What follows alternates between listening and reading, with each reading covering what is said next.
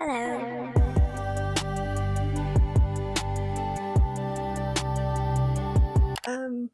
I am kind of new to this, so bear with me. I am more accustomed to shorter videos on TikTok when I'm talking about books, but I thought I'd give it a go.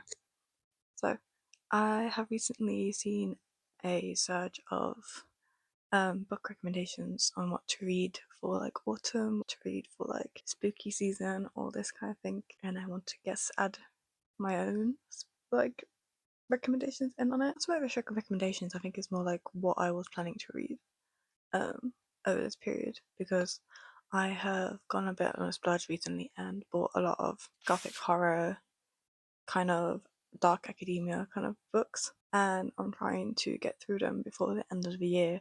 But I'm looking at my pile right now and I'm like, oh, a bit ambitious for myself, aren't I? But yeah, so if you're kind of into that vibe, I guess stick around. If not, then I'm sorry, this is probably not for you. But I mean, this is not the only thing I read. I read a lot of other stuff, but right, this oh god, this part is massive. Okay, Blood Over Bright Haven. I didn't know too much about this book before I got it, and I've got a bookmark in it, but I haven't actually started it. This is part of my book club. They are not currently reading it. I've not even bloody started it. I think I'm supposed to finish at the end of the month, but I think this is going to be a November read most likely. But it follows, I don't know how to say her name, but it follows Giona, who achieves her ambition to become the first woman admitted to High Magistrate at University of Magic and Industry. She finds herself undetermined at every undermined, not undetermined, fucking hell, English, at every turn. Instead of a lab assistant, she's paired with a janitor. Her crucial research is at risk. Okay, so I picked this up because it seemed I was in that kind of like dark academia kind of vibe. So I've taken a bit of a break. I'm reading fantasy at the minute, but this just seemed very up my alley and like magic, kind of like underdog kind of vibe. So yeah, this is a recommendation. I will not be honest, in the US version it looks a bit nicer. I think their cover. I mean, they are almost identical, but like, yeah, it's fine. The pages though are really beautiful. Like I find that's nice. And also, I am a paperback girly. I love the looks of hardbacks, but I hate reading from them. I have realized, and I will tell you why in a bit. Moving on, classics, Crime and Punishment. Now, probably thinking, what has this got to do with spooky season? It doesn't as much have to do with it, but it's like kind of in that vibe. Um, this has been on my TBR for so long, like years, because my aunt recommended it to me because she worked for the magistrate court and she loved to read books like this. And she's like, you need to read it. And I was like, okay. A novel of damnation and redemption evokes a world where lines between innocence and corruption, good and evil blur. And spooky season is nothing but about good and evil, isn't it really? Well, that's my justification for it. It's a classic I have been reading to read, and I bought it. Bit of a chunky one, but I'm hoping for this season I'll read it. If not, this is going back on my TBR, which I'm hoping not. I do want to read it, but I don't know why. I think because the classics kind of scare me a little bit. I'm putting it off, but hopefully that doesn't happen. Piranesi. Would this be classified as a spooky read? I think so, because it seems shrouded in mystery, and it has been recommended to me so many times by other people that classed it as a kind of spooky, autumny, kind of dark academia kind of vibe. Follows Piranesi lives in a house, perhaps always have, he's not sure. When a message begins to appear, scratched out in chalk on the pavements, there is someone new in the house. Who are they and what do they want? This is all the blurb is telling me. But the cover, look at it, it's so pretty. I need to know what's happening. And it's not a very that fat book. Like, I could finish this probably in 2 3 days. So, this is on my autumn TBR. Only 3 books in, bloody hell. And this part is not getting smaller. But all knew this was coming. This is an obvious dark academia, spooky verbs kind of thing. Magic and all. Babble. I finished this last month on holiday. I brought it with me on the plane. I read half of it on the plane ride there and finished the rest literally the day after. I was hooked. I think what people have an issue with is that the blurb tells you one thing and then they, I guess, didn't expect where it led, which is it talks heavily about certain subjects that might make people uncomfortable, is all I'm going to say. If you are a person of color, you will understand what I'm saying. But I think that's why when people go into this, they think it's all about like magic and magic of translation, and it mentions silver and stuff in it. And it's kind of like in the past to 1836 is taking place. I guess they feel kind of duped. I thought it added quite nicely to the story. I personally loved Babel. As I had mentioned, themes of colonization and the effects this magic has on the people within it. I find it's quite an important book, but it is probably not to everyone's taste, if you get what I mean. Unless you are into reading stuff like that and you want to educate yourself more, then please read Babel. Like, it's not just about that, but like the world building and the magic within it is so fascinating. And this is dark academia to a core. This was one of my favorite reads this year, so I can't recommend it enough. Alright, Kwon, I love your books. While we're on the subject of her, I picked this up when I went to the States last. Catabasis. Everyone's pronounced it differently, I have no idea. I have never cared how people say Babel, Babel. I pronounce it differently, I think, depending on where I am. In the UK, Babel seems more popular, so I say it that way here. Catabasis, I have received conflicting advice from classicists who are supposed to know what they're talking about. And I used to say catabasis. I think that was intuitive, but then I watched this video where it said in this very artificial sounding voice, catabasis. And that's actually how we say it at home. Bennett always pronounces it catabasis, which is hard to do in casual conversation. But honestly, my long ramble about this is I hate it when people make fun of people for pronouncing things wrong. I learned English mostly visually. I learned it when I was a bit older as a child, so most of my words I was learning through reading for the first time because nobody was pronouncing them around me, and I still mispronounce a lot of things, so don't be an asshole when you think somebody's wrong. Look at the edges, man. They are gorgeous. Now, it came obviously out in the UK at about the same time, but I personally do not like the UK version. I think it's kind of ugly, I'm not gonna lie. I mean, it's fine, but when I was there, I went to Barnes & Noble with my boyfriend, and I got the hardcover. Now, without the what's it called again? The book cover. It's really nice as well, actually. A lot of books, like when you take it off, they don't look that nice, but it's still pretty cool, actually. I like it. I am currently reading it, and I am enjoying it. It's just a bit different from Babel, which I'm struggling with.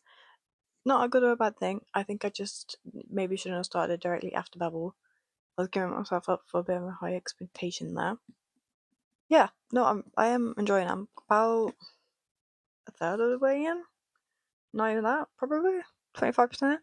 I am taking a break at the minute because I'm kind of struggling with it. I'm not gonna lie, but it is right up those vibes if you are in the spooky vibes kind of thing.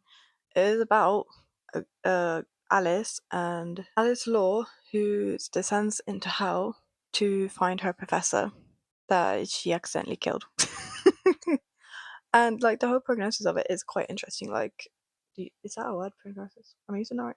I have no idea. But the theme of it is very interesting. If you like Dante's Inferno, if you like gothic, like kind of dark tales and stuff, I don't know how else to describe this, but it would be up your alley.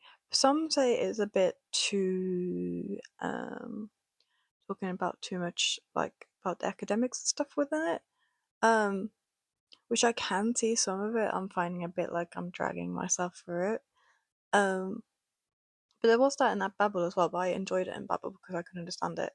This is more about like maths, and it has mentions of mathematics. I can't say the word mathematics.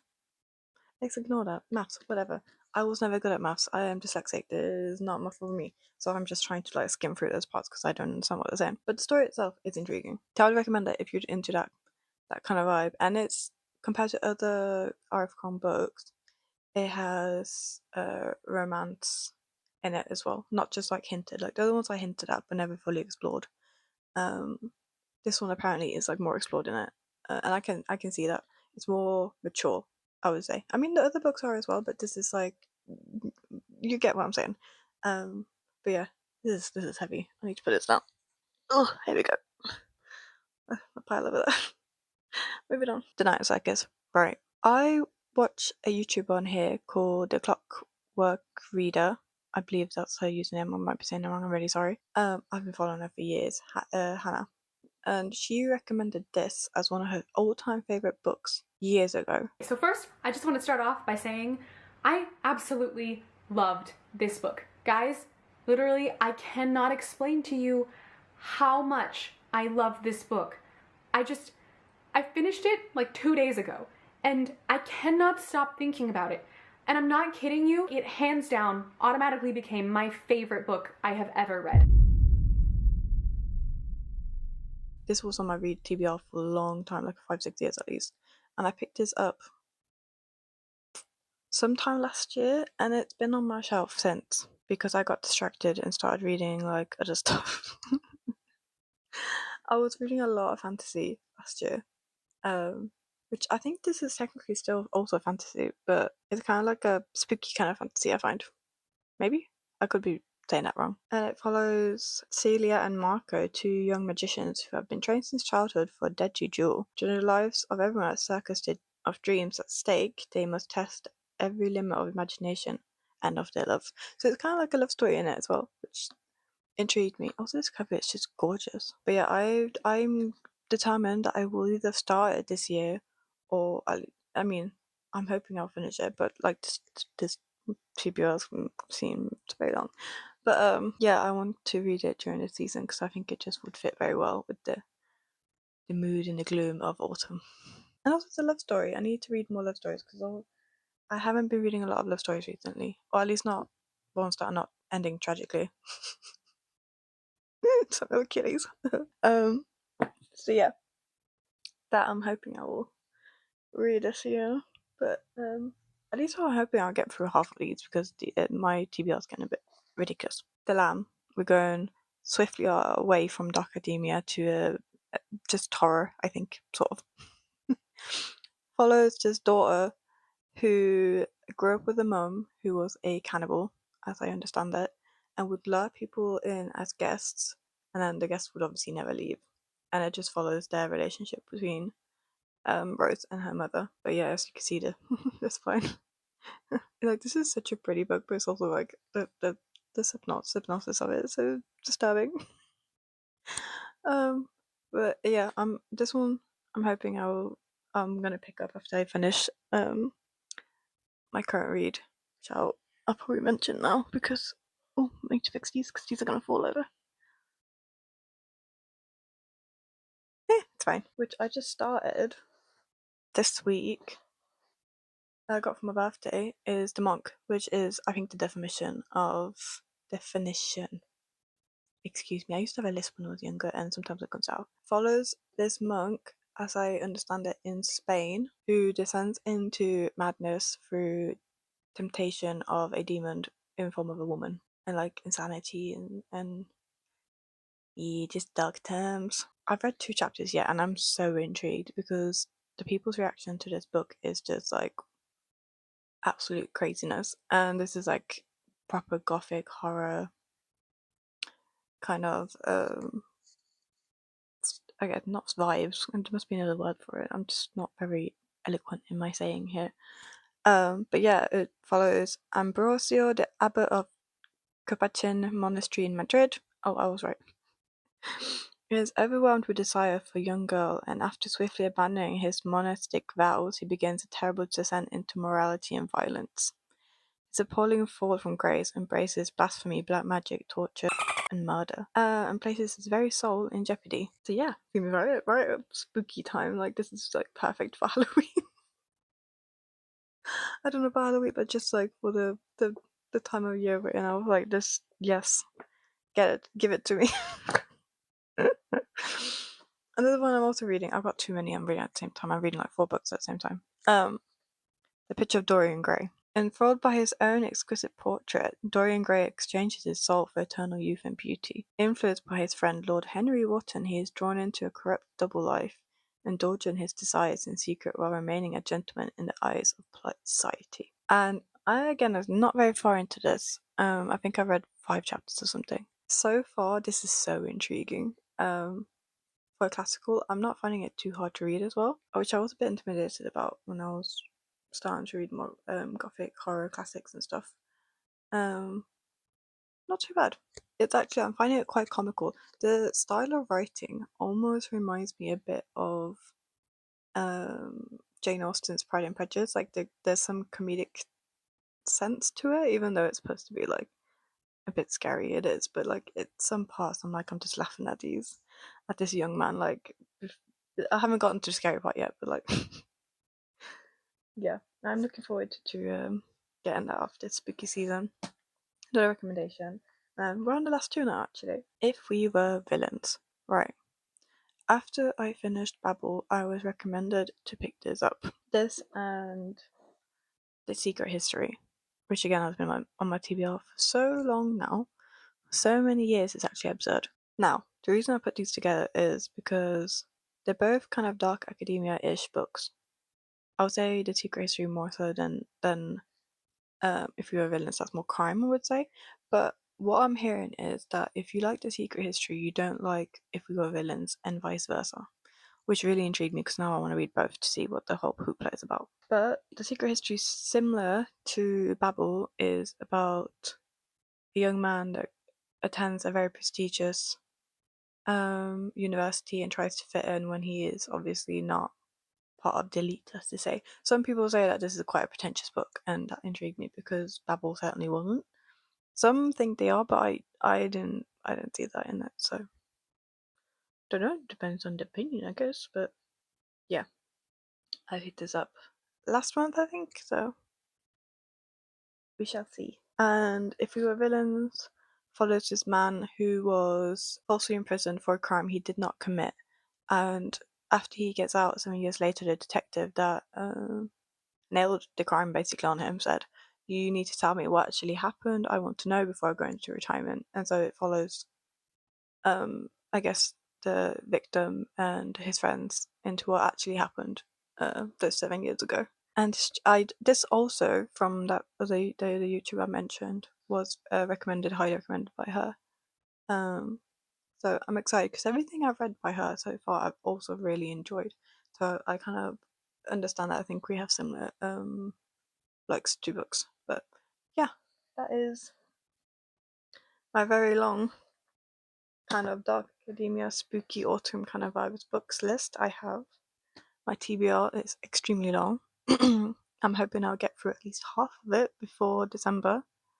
But yeah, let me know if you've read any of these books, if you have any recommendations similar to these. Just yeah, I love finding new books and discussing them with people. So yeah.